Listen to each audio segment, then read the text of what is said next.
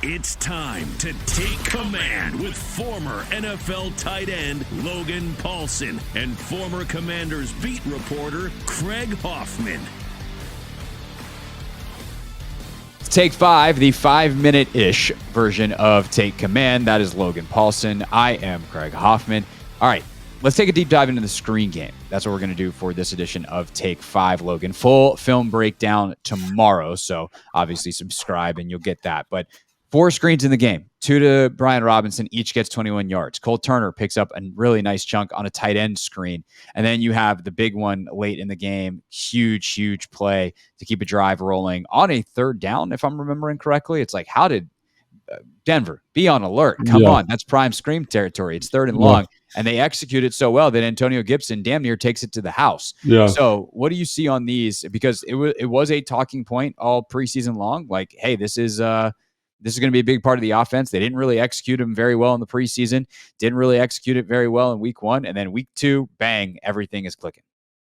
Yeah, so I just think there's like a really high level of detail and understanding about how to get it done. And they've got the personnel to do it. Like we didn't, we're not going to give Sadiq a big shout out on the main pod, but he's getting his flowers here, man. That dude had an excellent football game. And one of the reasons that they kept saying they wanted him to be the starter is because of how he could move and do stuff in space.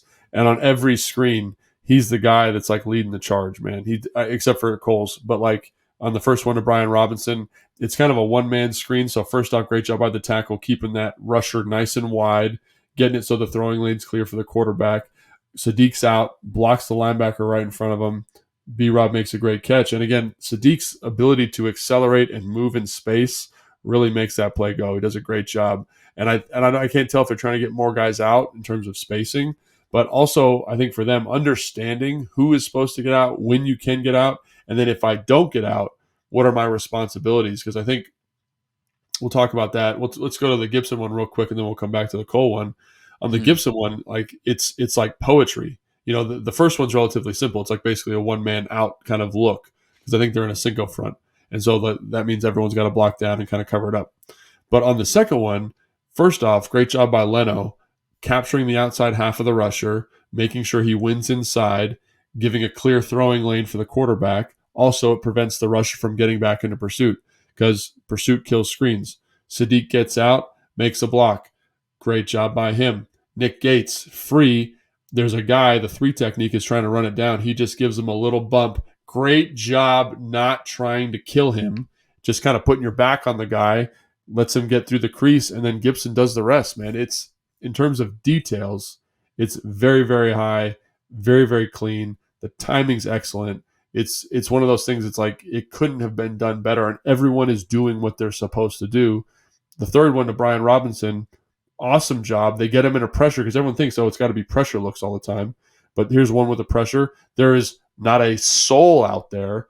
You get Cosme and Sadiq out in front. Cosme ends up tripping Sadiq. Sadiq ends up tripping Cosme like 30 yards down the field. But great job in terms of getting out and doing what you're supposed to do. But like Sadiq did a great job with that stuff. Finishing plays, like really being physical, like awesome job by him. And again, the timing of it and understanding the rules. You see guys, like it's awesome when you see an offensive lineman, I think it was Cosme on the last Brian Robinson screen, gets out. He's actually running flat down the line of scrimmage because if he's downfield, it's illegal man downfield, it's a penalty. Right. He's looking over his shoulder. The second Robinson catches the football, he's out and he's blocking. And that is something that you can tell they've talked about it. They've emphasized it. And this is the result. When you detail something up, you can run it versus pressure. You can run it versus drop looks. And guys are going to do what they're supposed to do. And I really cannot, in this game, the detail on these screens was so, so good.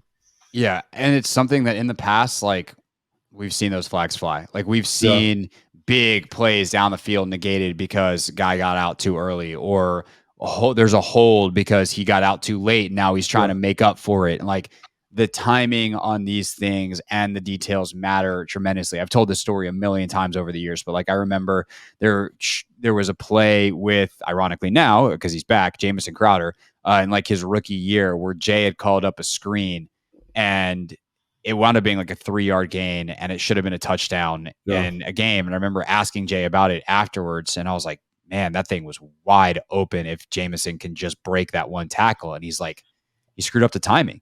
He was in such a rush to go catch it. And obviously this is a wide receiver screen versus a running back screen, but the same kind of thing, because there's almost like a dance level choreography to it, right? Where Jameson was supposed to take 3 steps up and then circle back for the ball. And if he does, it gives Trent Williams the extra second to get out and clear out the DB. And he's got a big old alley to run through and no one's going to touch him for 70 yards. Instead, he takes 1 step, comes back. Kirk's got to rush the throw because otherwise, like, Jameson's, just standing there as a dead meat target. Trent doesn't have the time to get out there. He shoestring tackle, and it's a 3-yard fall on your face instead of a 70-yard touchdown. Like, those are the details on a screen when you talk about detailing it up and the choreography that can matter in a major way. And it's very obvious that EB teaches this at the highest level. And Andy Reid obviously has been kind of famous for his screen game for years, and it's no wonder that EB takes that with him here. You said you wanted to get back to the Cole Turner screen. So let's talk about that one real quick. The Cole Turner screen was just such a fun design, like the way they ran it. So usually when you're running a tight end screen, it's like you run the tight end screen, the quarterback looks right, backs run right, everyone's going right, and then you kind of turn around hoping that the defensive end will pursue to the quarterback. You get a throw, those 2 offensive linemen, the guard, tackle, or the guard center, or they end up getting out in front of you and blocking for you. So that's kind of the traditional tight end screen. But what I really liked about this is they set it up like they were throwing a running back screen, which was great because so like what they did is they kind of brought Curtis in motion. They had him bubble around the quarterback like they were going to throw a screen to the right. So he looks to the right. Then B-Rob, or whoever it is, Gibson, is running to the flat. And the offensive line, the first offensive lineman, looks like he's running to the flat with him. So the pursuit is crazy. They all run out there. And then Cole Turner just turns around right on the spot, like kind of his original alignment, catches the football. He's got 2 blockers out in front of him. He ends up getting tripped up, but there was a ton of space there. And it was just such a unique design because, like, even when you're watching, usually, like, I don't know what it is, maybe because I watch the tight end a lot, but usually I can identify a tight end screen like the second he starts his pass set because it just feels a very particular kind of way. And in this one, I was like, oh, they're throwing a running back screen to the left. Like I didn't even see the bubble up top. I'm like, it's a running back screen to the left. And then I'm like, oh, they covered it. Like this is going to be a negative play. Bam, right to Cole Turner. Totally like almost like a magic trick, And I think it's so fun when those play designs pop out because people have run that before, but like again, the detail of it, getting the back out ahead with the blocker, so it looks like the screen's going out there like that. Was great. So I thought that was kind of the funnest screen to me. The other ones were really well executed, but they're kind of like your basic slow screens. That one had like a little bit of seasoning on it that I thought was kind of cool. So yeah, that's fun. And that goes to EB and what he's doing from a play calling rhythm standpoint. I mean, the one to Robinson in the second half, there's literally no one in that third of the field. It's an all-out pressure. I think it's a cover 1 structure. So like literally everyone is blitzing except for the post safety and the guys in man-to-man coverage. And so it's perfect. Like he's by himself. If you get it out, it's out. And again in that look, which is tough, like the timing of it's perfect. It's not like B-Rob's not rushing. The offensive line's not rushing. It's just perfectly timed. Sam does a great job getting it over the pressure, and there's nobody there. There's nobody there. And it's the same thing with the Gibson one. They're essentially the same screen, just to different sides of the field.